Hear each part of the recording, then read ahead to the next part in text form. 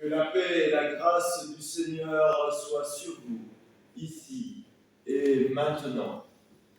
Prenons le temps, ce matin, d'être réceptifs à autre chose qu'une actualité débordante, que de cris, de larmes, de manifestations. Prenons le temps de nous tourner vers nous-mêmes pour trouver en écho la voix du Seigneur qui nous appelle. Le Seigneur est avec nous, il nous guide, il nous fera entendre sa parole, mais nous ne serons pas spectateurs seulement, nous serons aussi acteurs de ce moment par le chant, par la louange, par l'écoute, par le repas que nous allons prendre ensemble. Soyez donc les bienvenus d'où que vous veniez et levons-nous pour chanter et invoquer l'esprit de lumière.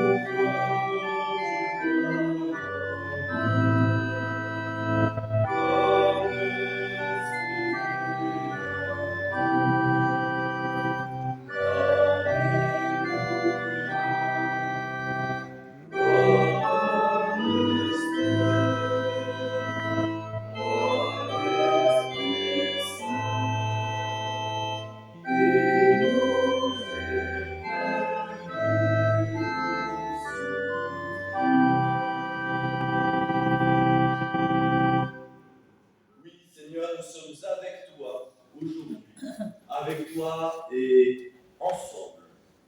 Ensemble, nous allons vivre en esprit et en chair ce temps de prière, de chant et de louange. Si nous revenons vers toi aujourd'hui, c'est que tu nous bénis. La semaine écoulée s'est vue le théâtre de beaucoup de remous, d'incertitudes. de peine, de mauvaises nouvelles, mais de joie aussi, car nous savons de longue date, depuis notre baptême, que tu es un soutien pour nous, d'une discrétion parfois extrême, au point qu'il nous faut des jours, voire des semaines pour comprendre comment tu interviens dans nos vies, mais tu interviens dans nos vies et tu réponds à nos prières. C'est pour cela que nous sommes là ce matin, aujourd'hui, ensemble, pour te prier et t'adorer, Seigneur. Et je vous invite à vous lever, pour chanter le premier cantique, 44-17. Seigneur, par la clarté de ton amour.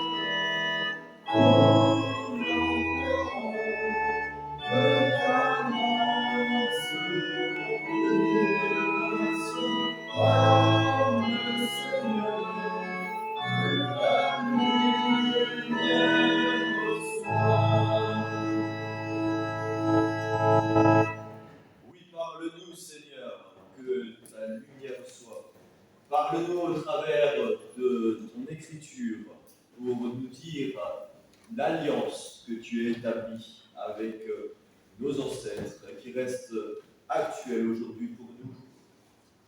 Nous lirons un texte dans un livre que nous n'avons pas. Deutérocanonique. Merci Pierre. Donc Fabien a choisi un texte du livre du Siracide, qui est donc un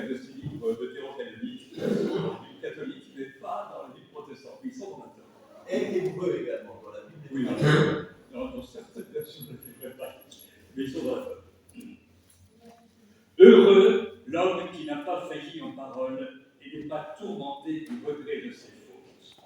Heureux celui que sa conscience ne condamne pas et qui n'a pas perdu l'espoir. La richesse ne sied pas à l'homme mesquin, et pour l'homme envieux, quelle fortune suffirait. Qui amasse en se privant, amasse pour autrui. D'autres vivront dans le plaisir avec ses biens. Celui qui est dur pour lui-même, pour qui sera-t-il bon? Il ne jouira même pas de sa fortune. Nul n'est pire que celui qui se ronge l'envie. Il reçoit le salaire de sa perversion. S'il fait le bien, c'est par mégarde. Il finit toujours par laisser voir sa méchanceté. Il est vil celui qui a l'œil envieux, qui détourne son regard et méprise les gens. L'œil de l'avare n'est pas satisfait de ce qui lui revient. Une avidité malsaine dessèche l'âme. L'avare est riche de pain, il en manque lui-même à sa table. Heureux qui s'exerce à la sagesse et réfléchit avec intelligence, qui médite en son cœur ses chemins et pénètre dans ses secrets. Il suit sa piste comme un chasseur, il guette son passage, il regarde par sa fenêtre, il écoute à sa porte, il se tient près de sa maison et fixe dans ses murs le piquet de la tente qu'il dresse tout près de chez elle. Il campe ainsi au séjour du bonheur. Sous la protection de la sagesse, il place ses enfants. Sous ses branches, il demeure à son ombre, il est protégé de la chaleur, il s'établit dans sa gloire.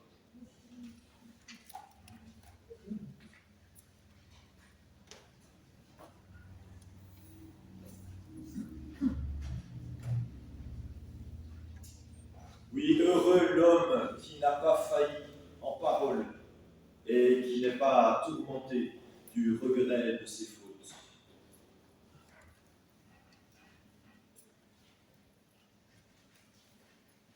Heureux celui que sa conscience ne condamne pas et qui n'a pas perdu l'espoir.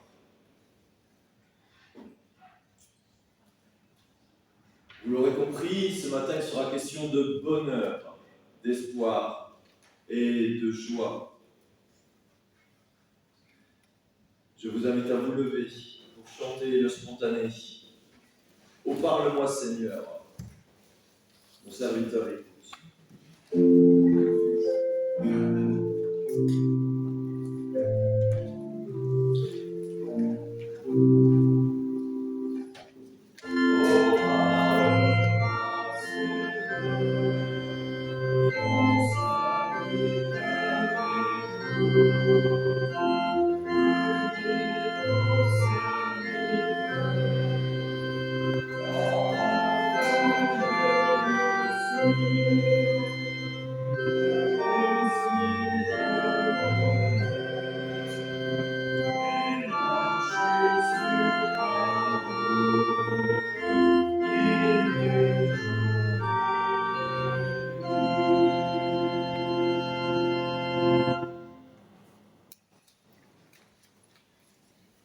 Seigneur, tu nous as donné ta loi pour que nous soyons heureux.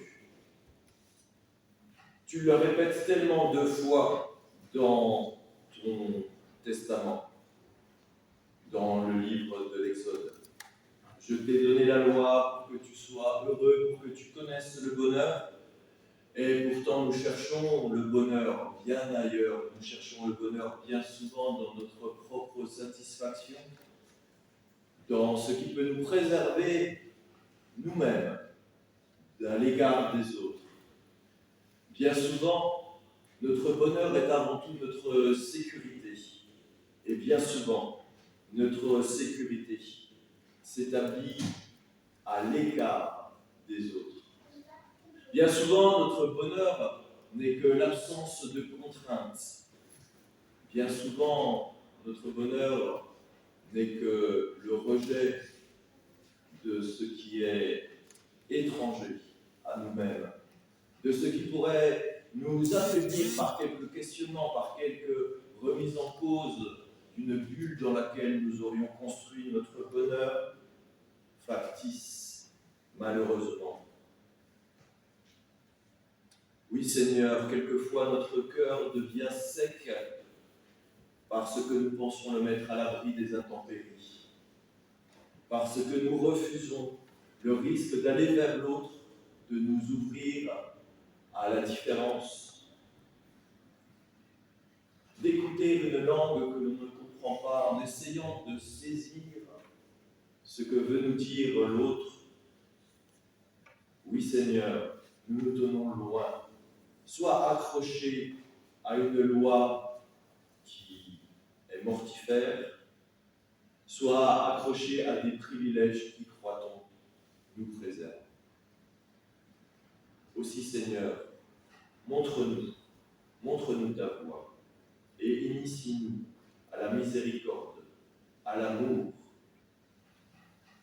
Et nous nous levons pour chanter, nous restons assis pour chanter, Seigneur, du fond de nous, ma misère.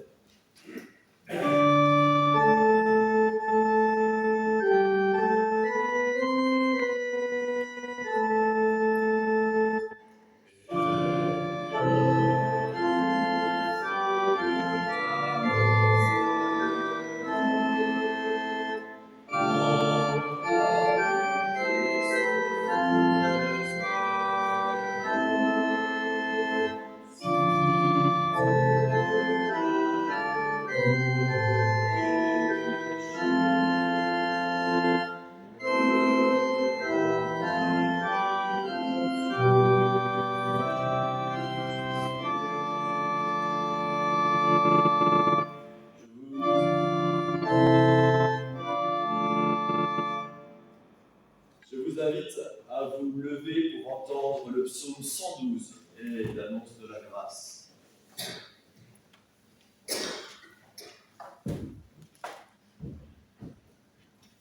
Louez l'Éternel. Heureux l'homme qui craint l'Éternel, qui trouve un grand plaisir à ses commandements. Sa postérité sera puissante sur la terre. La génération des hommes droits sera bénie. Il a dans sa maison bien-être et richesse, et sa justice subsiste à jamais. La lumière se lève dans les ténèbres pour les hommes droits, pour celui qui est miséricordieux, compatissant et juste. Heureux l'homme qui exerce la miséricorde et qui prête, qui règle ses actions d'après la justice, car il ne chancelle jamais. La mémoire du juste dure toujours. Il ne craint point les mauvaises nouvelles. Son cœur est ferme, confiant en l'Éternel. Son cœur est affermi. Il n'a point de crainte jusqu'à ce qu'il mette son plaisir à regarder ses adversaires. Il fait des largesses et donne aux indigents. Sa justice subsiste à jamais. Sa tête s'élève avec gloire. Le méchant le voit et s'irrite. Il grince les dents et se consume. Les désirs des méchants périssent.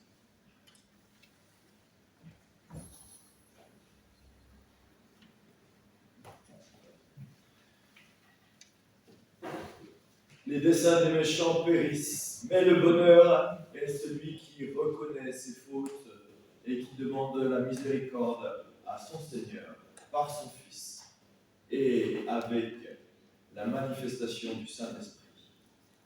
Aussi, ici et maintenant, soyez assurés dans votre esprit et dans votre chair que le Seigneur a entendu vos prières et qu'il vous adresse sa grâce ici et maintenant et pour le reste de votre vie.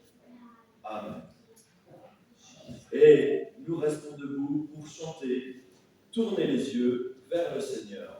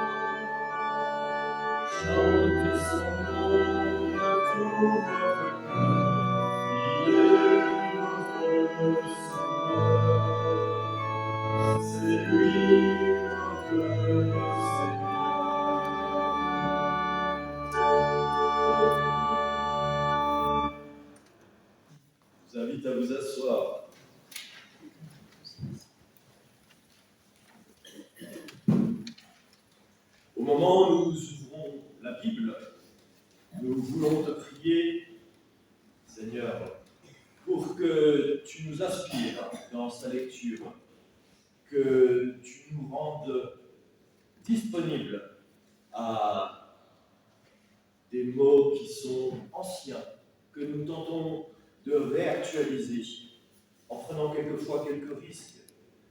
Traduire, c'est trahir, dit le dicton. Mais nous devons faire cet effort de revenir sur nos textes, revenir sur nos habitudes, reprendre la Bible et la lire pour les plus grandes surprises, pour les plus grands bienfaits, pour redécouvrir quel est l'impact de la parole de Dieu sur le monde, dans nos vies. Le texte d'aujourd'hui, suivant maintenant la Bible en 4 ans, puisque si vous aviez l'habitude de suivre la Bible en 6 ans, c'est une démarche qui a été faite par la Ligue de lecture de la Bible pour planifier la lecture de la Bible sur une période de 6 ans. Chaque jour, vous avez des textes. Eh bien, on a changé de braquet. Peut-être qu'il y a une urgence eschatologique, je ne sais quoi, pressentie, et qui maintenant propose de lire la Bible en 4 ans.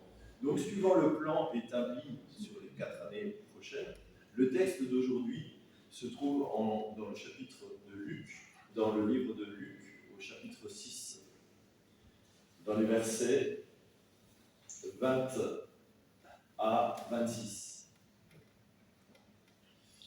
Alors Jésus, levant les yeux sur ses disciples, dit : « Heureux, vous qui êtes pauvres, car le royaume de Dieu est à vous. Heureux, vous qui avez faim maintenant, car vous serez rassasiés. Heureux, vous qui pleurez maintenant, car vous serez dans la joie. Heureux serez-vous lorsque les hommes vous haïront, lorsqu'on vous chassera, vous outragera, et qu'on rejettera votre nom comme infâme à cause du Fils de l'homme. Réjouissez-vous en ce jour-là et tressaillez d'allégresse parce que votre récompense sera grande dans le ciel. Car c'est ainsi que leur Père traitait les prophètes. Malheur à vous, riches, car vous avez votre consolation. Malheur à vous qui êtes rassasiés, car vous aurez faim. Malheur à vous qui riez maintenant, car vous serez dans le deuil et dans les larmes. Malheur lorsque tous les hommes diront du bien de vous, car c'est ainsi qu'agissait leur Père à l'égard des faux prophètes.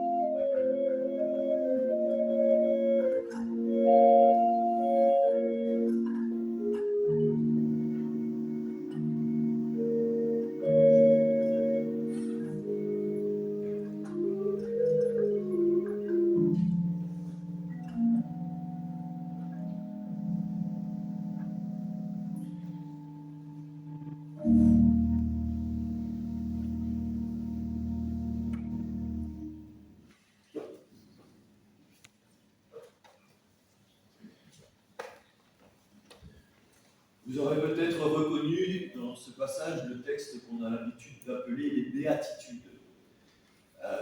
Dans le livre de Luc, la formule n'est pas très habituelle, on n'est pas habitué à cette formulation-là. Pourquoi ? Parce que c'est chez Matthieu, en général, que l'on va chercher ce thème des béatitudes, qui, comme Fred Flore l'avait montré lors d'un culte que je vous invite à consulter sur notre chaîne YouTube à la date du 10 novembre de l'année dernière, 10 novembre 2024. Chez Matthieu, ce qu'on appelle les béatitudes sont un véritable manuel d'introspection, en fait, très tourné vers l'intérieur, pas vraiment vers les actes, mais qui permet de se reconstruire spirituellement. Fred l'avait très très bien montré lors donc de ce culte que je vous invite à consulter. D'habitude, on appelle ça le discours sur la montagne. C'est encore une particularité de chez Matthieu, puisque le discours de Matthieu se passe effectivement sur une montagne. Chez Luc, c'est un peu différent. Ça se passe dans la plaine.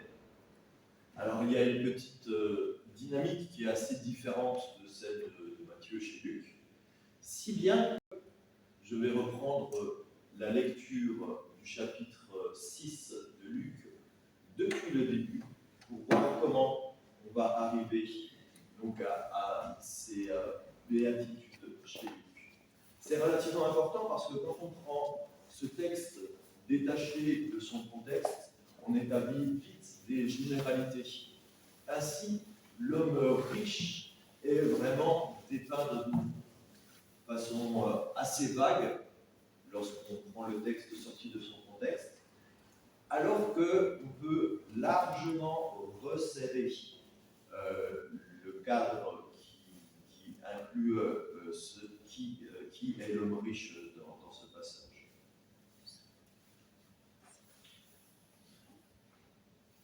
Dans la continuité donc de la lecture et de la semaine dernière, Stéphano nous avait proposé avait suivi le texte de la pêche miraculeuse. Nous sommes donc dans la continuité de ce récit. Et après cet épisode, Jésus marche avec ses disciples. Il arriva un jour de Shabbat, appelé second premier, que Jésus traversait des champs de blé. Ses disciples arrachaient des épis et les mangeaient, après les avoir froissés dans leurs mains. Quelques pharisiens leur dirent « Pourquoi faites-vous ce qu'il n'est pas permis de faire pendant le Shabbat ?» Jésus leur répondit « N'avez-vous pas lu ce que fit David lorsqu'il eut faim, lui et ceux qui étaient avec lui? Comment il entra dans la maison de Dieu, prit les pains de proposition, en mangea et en donna à ceux qui étaient avec lui, bien qu'il ne soit permis qu'aux sacrificateurs de les manger. »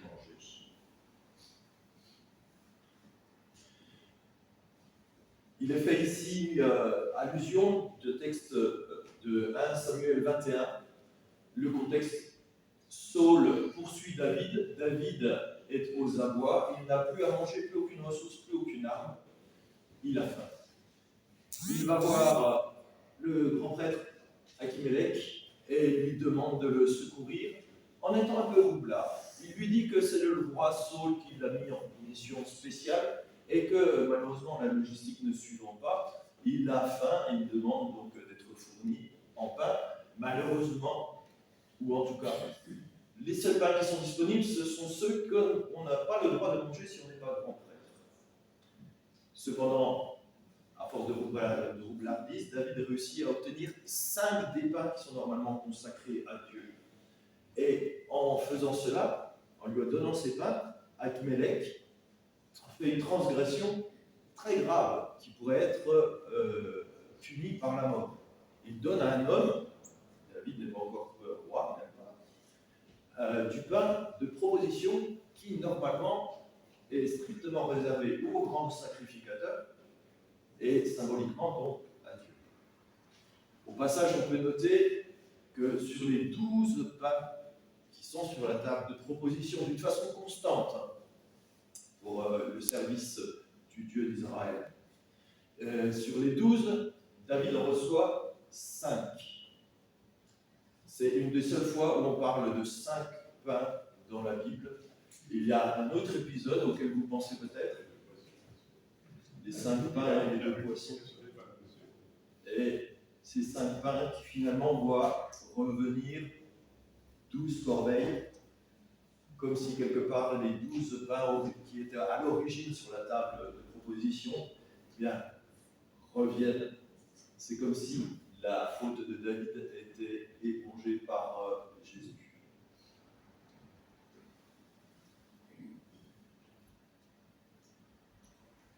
Ce moment du Shabbat est un moment où Jésus est scruté par les pharisiens. Et ça fait un moment que les pharisiens commencent à en avoir après Jésus. Ils le guettent. Et dès que quelque chose sort de leur pratique à eux, eux qui sont légalistes, ils sont en fait les héritiers de l'ancien Israël.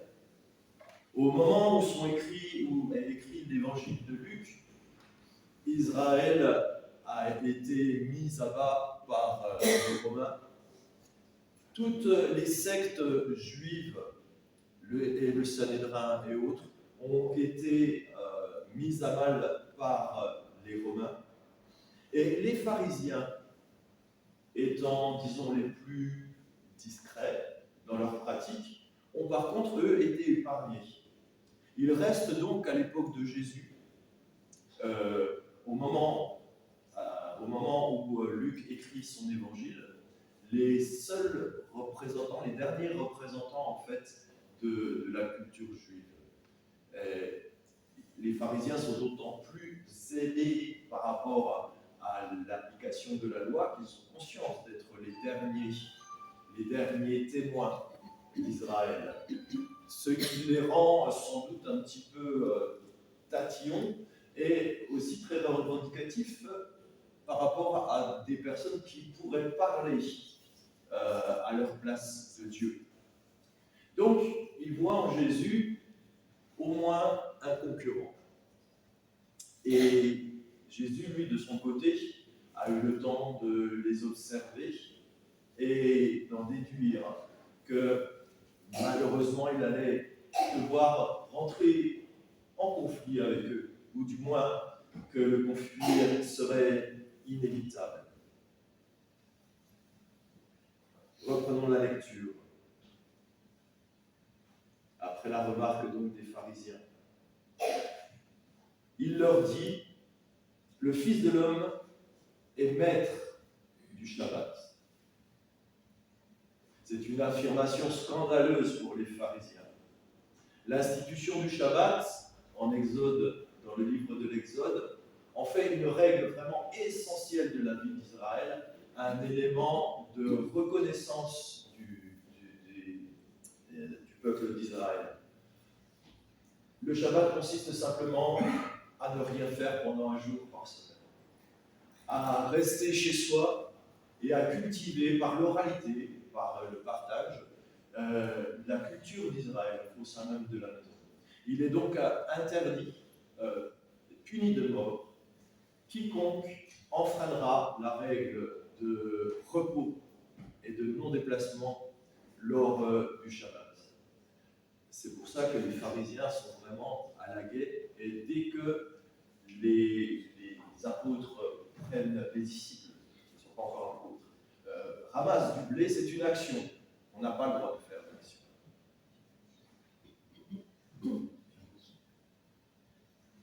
Je poursuis la lecture au verset 6. Il arriva un autre jour de Shabbat que Jésus entra dans la synagogue et qu'il enseignait. Il s'y trouvait un homme dont la main droite était sèche. Les scribes et les pharisiens observaient Jésus pour voir s'il ferait une guérison le jour du Shabbat. C'était afin d'avoir sujet de l'accuser. Mais il connaissait leurs pensées. Et il dit à l'homme qui avait la main sèche, « Lève-toi et tiens-toi là, au milieu. » Il se leva et se tint debout. Jésus leur dit, « Je vous demande s'il est permis le jour du Shabbat de faire du bien ou de faire du mal, de sauver une personne ou de la tuer. » Alors, promenant son regard sur eux tous, il dit à l'homme, étends ta main. Il le fit, et sa main fut guérie.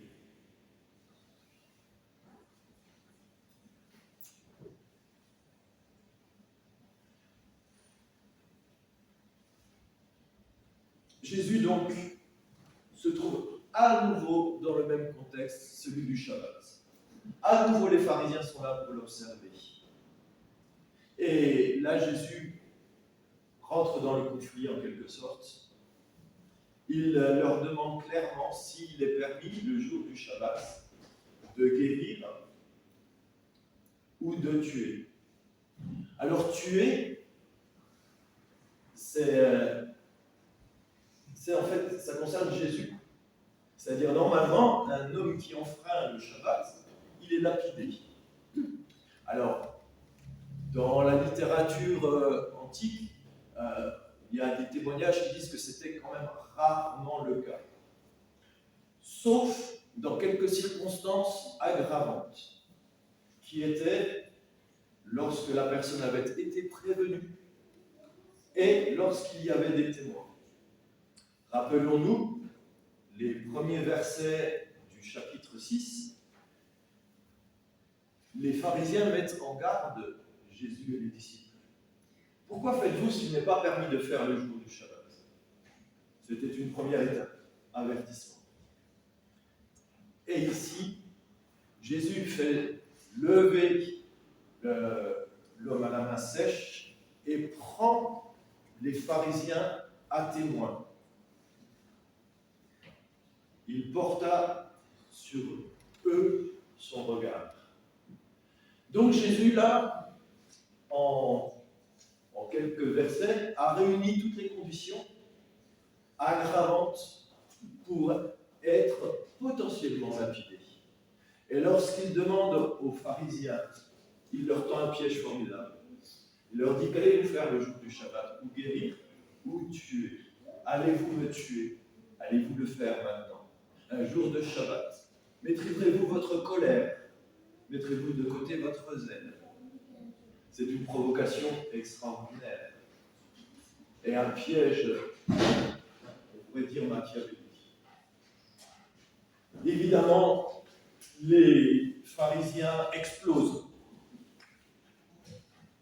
Ils furent emplis de fureur et ils se consultèrent pour savoir ce qu'ils feraient à Jésus.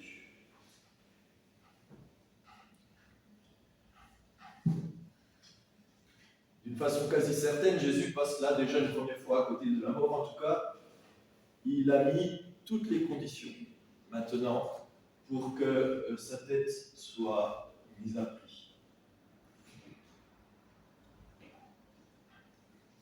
En ce temps-là, Jésus se rendit sur la montagne pour prier, et il passa toute la nuit à prier Dieu. Il le fait régulièrement. Dans la solitude, il s'éloigne, souvent sur une montagne, et prie pendant toute la nuit à l'écart des autres. Quand le jour parut, il appela ses disciples, et il en choisit 12, auxquels il donna le nom d'apôtres.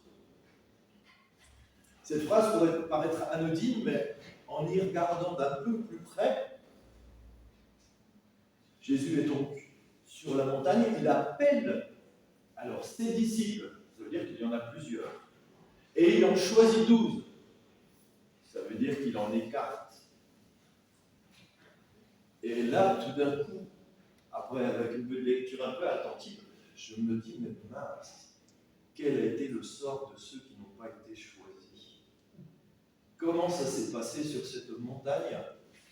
Comment certains en sont montés et comment en sont redescendus? Parmi ces disciples qu'il a fait monter, il en appela 12. Simon, qu'il nomma Pierre, André, son frère, Jacques, Jean, Philippe, Barthélemy, Matthieu, Thomas, Jacques, fils d'Alphée, Simon, appelé le Zélote, Jude, fils de Jacques, et Judas Iscariote, qui devint traître. Il descendit avec eux et s'arrêta sur un plateau où se trouvait une foule de ses disciples, une multitude de peuples de toute la Judée, de Jérusalem et de la contrée maritime de Tyr et de Sidon. Ils étaient venus pour l'entendre et pour être guéris de leur maladie. Ceux qui étaient tourmentés par des esprits impurs étaient guéris, et toute la foule cherchait à le toucher parce qu'une force sortait de lui et les guérissait tous.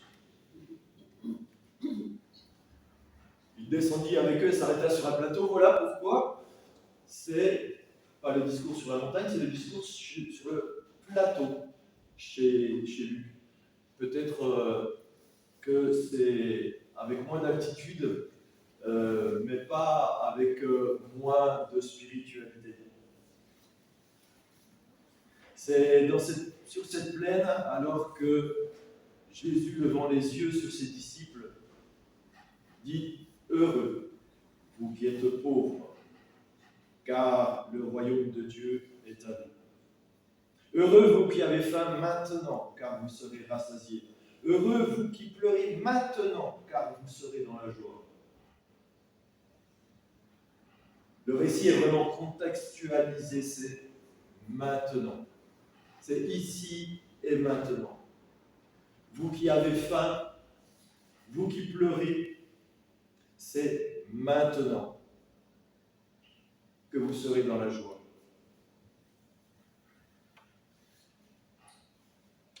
Lorsqu'on a en tête encore le texte de Matthieu, on pense qu'il manque quelque chose à ce verset de Luc. Matthieu dit quelque chose d'assez surprenant, il dit « Heureux vous, les pauvres d'esprit ». Ça, sujet à interprétation, on ne sait pas trop finalement ce que ça veut dire, et il y a de nombreux commentaires d'ailleurs qui sont assez incertains. Luc fait le choix vraiment de considérer la personne pauvre, c'est-à-dire qui a peu de revenus. Est-ce qu'il s'agit là de quelque chose de symbolique, c'est-à-dire est-ce que celui qui a faim, celui qui pleure, celui qui est pauvre, est-ce que c'est celui qui est vraiment complètement à terre? Peut-être.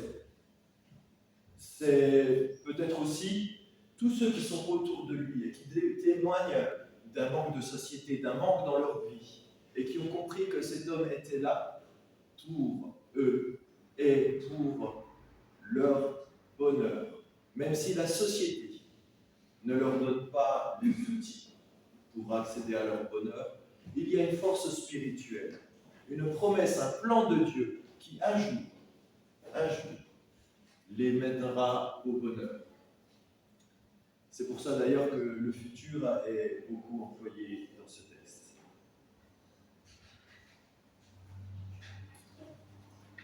Heureux serez-vous lorsque les hommes vous haïront, lorsqu'on vous chassera, vous outragera et qu'on rejettera votre nom comme infâme à cause du Fils de l'homme. Réjouissez-vous en ce jour-là et tressaillez d'allégresse parce que votre récompense sera grande dans le ciel, car c'est ainsi que leur Père traitait les prophètes.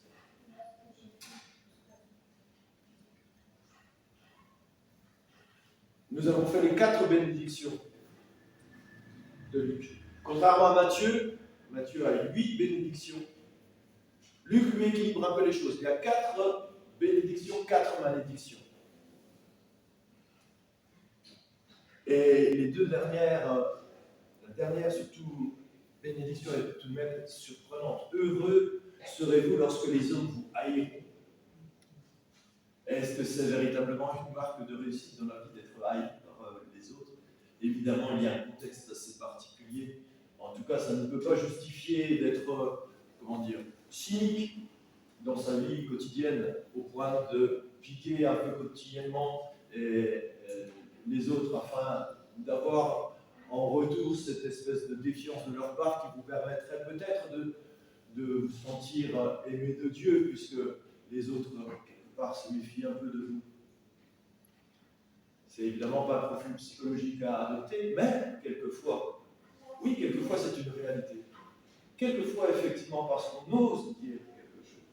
On ose par exemple remettre en cause la politique d'accueil dans notre pays. On ose remettre en cause les choix qui sont faits. On ose remettre en cause une politique d'entreprise. On ose remettre en cause une relation malsaine. Pour autant, ici, Jésus dépeint bien une catégorie de population. Malheur à vous riches, car vous avez votre consolation. Malheur à vous qui êtes rassasiés, car vous aurez faim. Malheur à vous qui vivez maintenant, car vous serez dans le deuil et dans les larmes. Malheur lorsque tous les hommes diront du bien de vous, car c'est ainsi qu'agissait leur Père à l'égard des faux prophètes. On se perd de plus en plus en conjoncture. Soit on est haï et c'est très bon, soit on est béni par les autres et à ce moment-là, c'est peut-être beaucoup moins bon. Jésus s'adresse à une catégorie de population que nous allons essayer de un peu mieux cerner grâce à ce qu'il nous dit un petit peu plus tard dans le chapitre 11.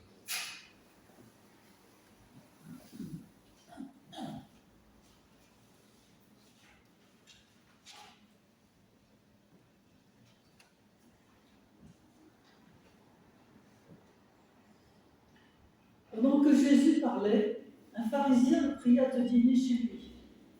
Il entra et se mit à table. Le pharisien vit avec étonnement qu'il ne s'était pas lavé avant le repas. Mais le Seigneur lui dit : « Vous, pharisiens, vous nettoyez le dehors de la coupe et du plat, et à l'intérieur, vous êtes plein de rapines et de méchanceté. Insensé, celui qui a fait le dehors n'a-t-il pas fait aussi le dedans ? Donnez plutôt en aumône ce qui est dedans, et voici toutes choses seront pures pour vous. Mais malheur à vous, pharisiens, parce que vous payez la dîme de la menthe, de la rue et de toutes les herbes que vous négligez, et que vous négligez la justice et l'amour de Dieu. C'est là ce qu'il fallait pratiquer, sans omettre les autres choses.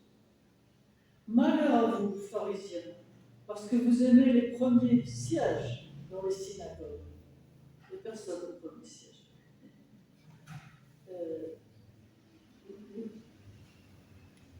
Où je suis. Vous aimez les premiers sièges dans les synagogues et les salutations dans les places publiques. Malheur à vous, parce que vous êtes comme les sépulcres qui ne paraissent pas et sur lesquels on marche sans le savoir. Un des docteurs de la loi prit la parole et lui dit : « Maître, en parlant de la sorte, c'est aussi nous que tu outrages. » Et Jésus répondit : « Malheur à vous aussi, docteurs de la loi, parce que vous chargez les hommes de fardeaux difficiles à porter, et que vous ne touchez pas vous-même de l'un de vos doigts. Malheur à vous, parce que vous bâtissez les tombeaux des prophètes que vos pères ont tués. Vous rendez donc témoignage aux œuvres de vos pères et vous les approuvez, car eux, ils ont tué les prophètes, et vous, vous bâtissez leurs tombeaux. C'est pourquoi la sagesse de Dieu a dit : je leur enverrai des prophètes et des apôtres. Ils tueront les uns et persécuteront les autres, afin qu'il soit demandé compte à cette génération du sang de tous les prophètes qui a été répandu depuis la création du monde. Depuis le sang d'Abel jusqu'au sang de Zacharie, tué entre l'autel et le temple. Oui, je vous le dis, il en sera demandé compte à cette génération. Malheur à vous, docteurs de la loi, parce que vous avez enlevé la clé de la science. Vous n'êtes pas entrés vous-même, et vous avez empêché d'entrer ceux qui le voulaient. Quand il fut sorti de là, les scribes et les pharisiens commencèrent à le presser violemment et à le faire parler sur beaucoup de choses, lui tendant des pièges pour surprendre quelques paroles sorties de sa bouche.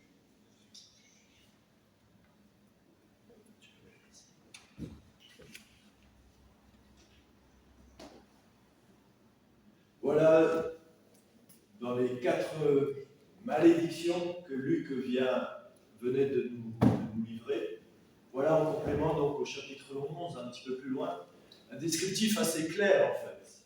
Chacun des points correspond au travers de l'homme riche, au comportement du pharisien et du scribe.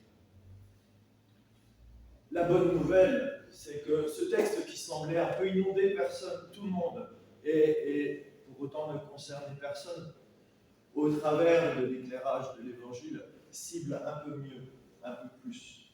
Et peut-être nous permet de nous sentir un peu moins concernés nous-mêmes, dès que nous pouvons avoir la chance de profiter d'un bien, de gagner un peu d'argent, de vivre notre vie. Pour autant, combien nous devons être attentifs à ne pas aller au-delà de ce dont nous avons besoin chaque jour, de ne pas rentrer dans une surenchère, qu'elle soit consumériste, mais aussi de demande de reconnaissance. Nous vivons une époque où la solitude s'installe dans nos vies. On omet souvent de considérer par exemple que la crise du logement que nous vivons actuellement n'est pas un manque de bâti, mais simplement qu'en quelques années, le nombre de personnes par foyer s'est complètement écroulé. Il était de plus de 3 personnes et demie dans les années 70. Nous sommes en train actuellement de passer, de frôler la barre des 2 personnes par foyer. Le manque de relations entre les gens, le manque d'endroits, de motifs de se rencontrer devient problématique pour les cœurs, pour les toits.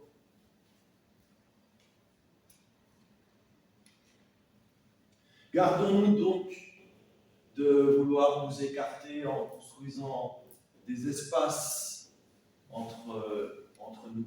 Gardons-nous aussi de vouloir à tout prix revendiquer des relations parce que la solitude pour rompre la solitude. Soyons comptables de nos bienfaits, soyons comptables de nos attitudes et portons vers chacun, vers tous, la parole de Dieu miséricordieuse qui invite à l'amour, au partage et à la réunion de ceux qui croient en lui, pour que tous aient accès à son royaume. Amen.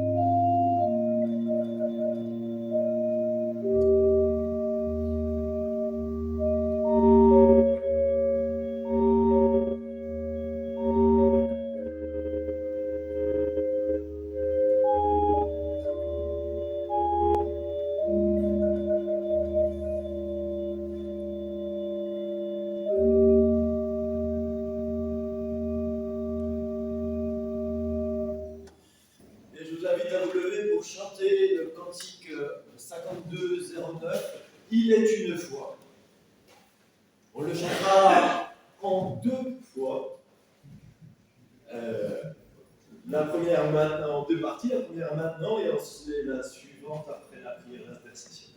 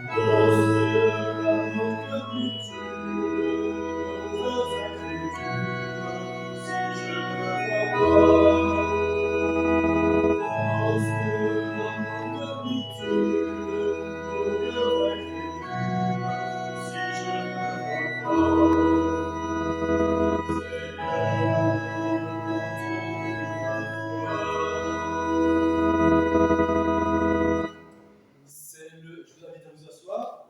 C'est le temps des annonces. Alors, le culte aura lieu le week-end prochain, samedi 18h à Grasse. Et le culte suivant aura lieu également, donc le 30, le samedi à 18h à Grasse. Non. Mais en février. Oh! En février. Il n'y a pas longtemps, je me créais au mois d'octobre, on va savoir pourquoi. C'est des errements de l'esprit. Le 1er mars, il y aura à Sanary-sur-Mer une journée pour discuter en groupe autour de l'église des possibles à Sanary-sur-Mer. Il y aura un covoiturage qui sera organisé à partir de Grasse, notamment avec Séverine Kessler. Elle ne sera peut-être pas la seule de la paroisse ou de Vence aussi également à y aller. Donc si vous êtes intéressé par cette journée qui commence à 9h30 jusqu'à 16h30 à Sanary-sur-Mer, qui promet d'être riche en témoignages et en partage, n'hésitez pas à nous contacter ou à me le faire savoir.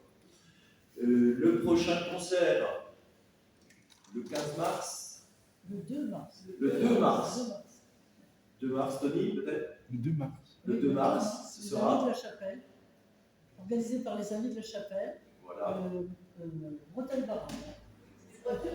Alors, laissez-vous surprendre. Inge. Vraiment, c'est avec un accordéon diaphonique, un accordéoniste.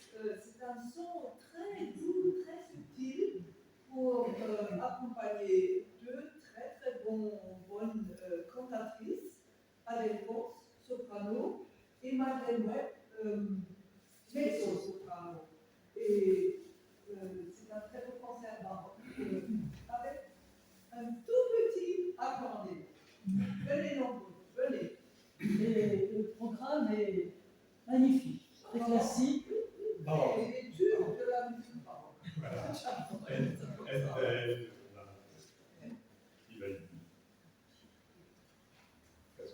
Bien, parfait. D'autres annonces? C'est maintenant le temps de l'offrande, qu'elle soit joyeuse et généreuse.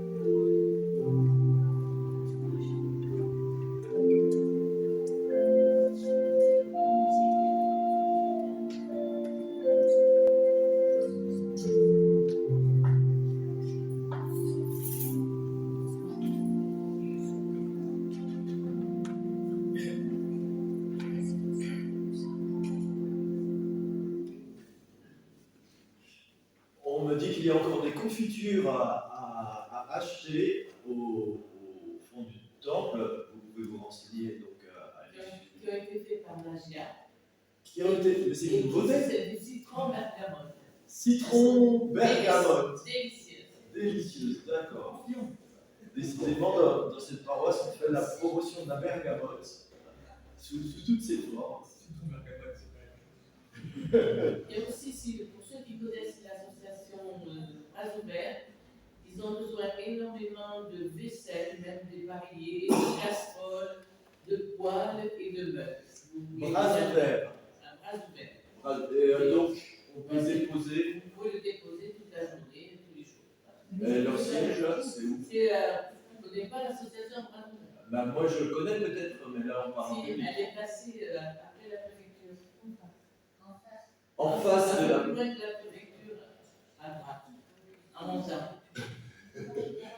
D'accord. Il y a un grand magasin, une grande vitrine. Ah, oui. Ils donnent beaucoup de repas dans la semaine, ils ont des vêtements, ils ont. Et donc, on peut aller acheter ce qu'on veut là maintenant. ce sont les locaux de l'association. Bras ouverts. Voilà, Bras ouverts. Merci beaucoup.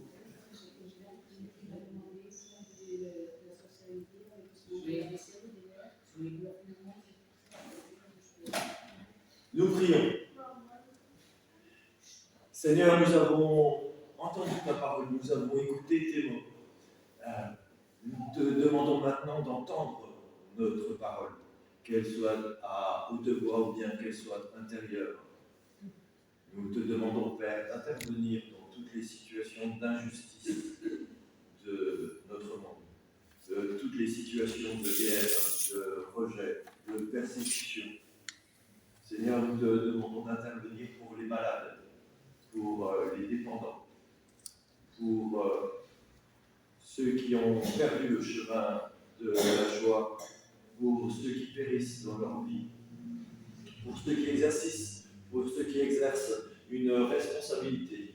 Seigneur, place-les dans la mesure de l'intelligence et de la sagesse, et fais resplendir sur le monde ta miséricorde et ton amour. Et nous nous unissons tous ensemble dans la prière pour te dire, notre Père qui es aux cieux, que ton nom soit sanctifié, que ton règne vienne, que ta volonté soit faite sur la terre et au ciel. Donne-nous aujourd'hui notre pain de ce jour, et pardonne-nous nos offenses que nous pardonnons aussi à ceux qui nous offensent. Ne nous laisse pas entrer dans cette tentation, mais délivre-nous du mal. Car c'est à toi qu'appartient le règne, puissance et la gloire, au siècle des siècles. Amen. Et je vous invite à vous lever pour continuer et terminer le chant 5209. Il est une fois. J'ai oublié de vous prévenir tout à l'heure qu'il y avait quelques hébraïsmes.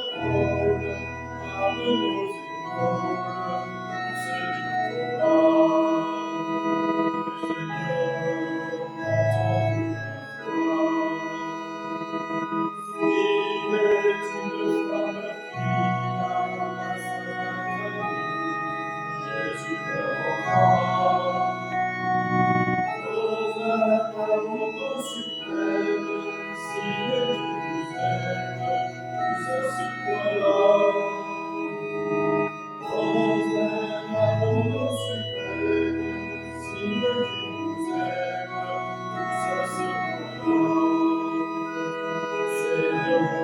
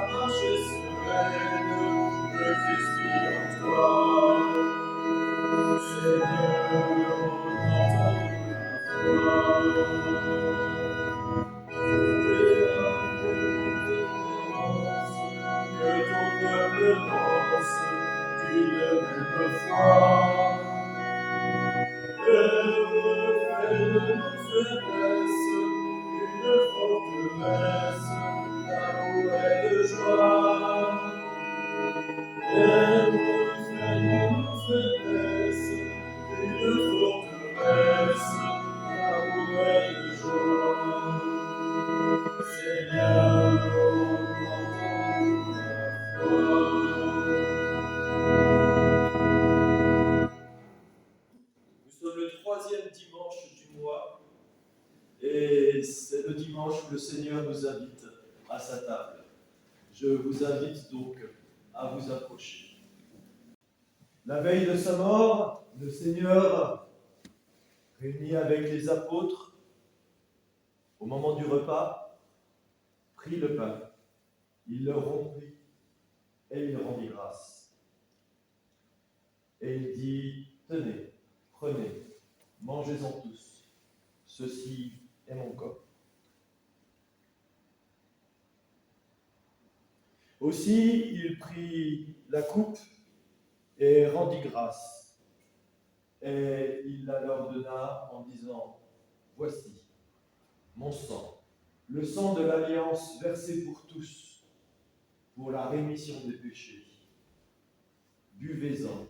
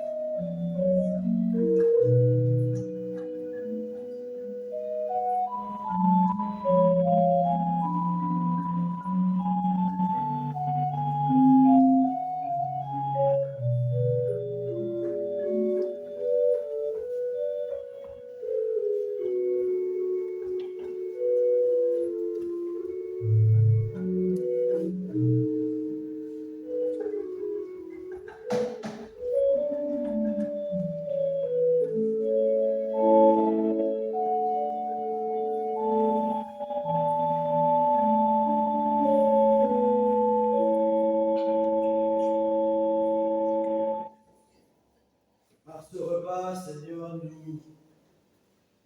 nous communions à toi.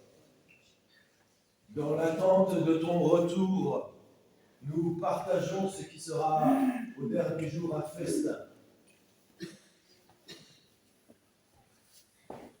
Nous partageons le pain et le vin pour dire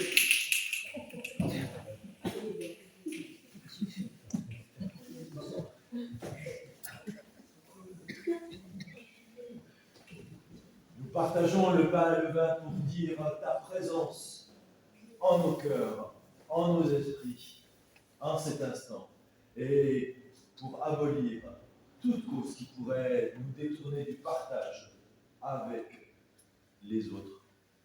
de quelque horizon qu'ils viennent, de quelque conditions qu'ils soient. Le partage que nous venons de faire est universel et pourrait concerner tous les biens. Pour terminer, je vous propose de chanter À toi la gloire. Ça va, ta cadeau? Ah, le numéro. À toi la gloire. Oui, ça a commencé bien comme ça. Ah, le numéro, je ne le connais pas par cœur. Quelqu'un le connaît par cœur? L'ancien, oui. Ah, mince. Ah, on trouve ça. Vous le faites a cappella? Non, pas le trouver.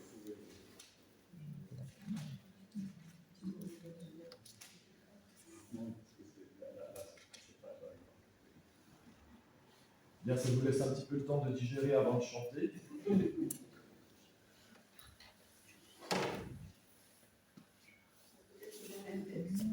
Oui, c'est. Alors, adieu, oui, là. Et voilà, 34-18. T'as besoin du cahier ou.